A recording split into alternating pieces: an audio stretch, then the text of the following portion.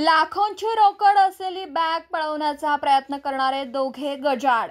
आरोपींकडून गुन्ह्यात वापरलेल्या दुचाकीसह 1 लाखांचा मुद्देमाल जप्त.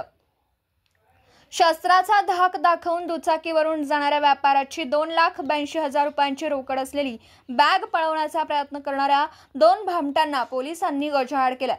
त्यांच्याजवळून 1 लाख रुपयांचा मुद्देमाल जप्त केलाय. 19 जुलै रोजी रात्री 10:30 वाजण्याच्या दरम्यान खामगाव शहरातील व्यापारी सोहन गोपालदास चौधरी वय वर्ष 42 हे नेहमीप्रमाणे दुकानाचं शटर बंद करून ॲक्टिवा गाडीने घरी जात असताना त्यांच्याजवळील नगदी 2,82,500 रुपये असलेली बॅग, पाठीमागून तोंडाला मास्क बांधून पांढऱ्या रंगाच्या स्कूटीवर आलेल्या दोघांनी शस्त्राचा धाक दाखवून हिसकावण्याचा प्रयत्न केला होता. त्यानंतर फिर्यादीवरून खामगाव शहर पोलीस स्टेशनला या प्रकरणी गुन्हा दाखल होता.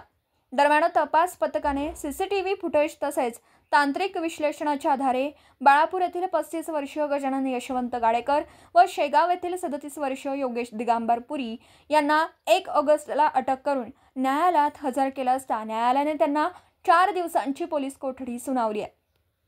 पोलिसांनी आरोपींकडून गुन्ह्यात वापरलेली सुझुकी स्कूटी ॲक्सेस किंमत 60,000 रुपये व 1 देशी कट्टा पिस्तॉल किंमत 10,000 रुपये तसेच आरोपीचे 2 मोबाईल किंमत 30,000 रुपये असा एकूण 1,06,000 रुपयांचा मुद्देमाल जप्त केला.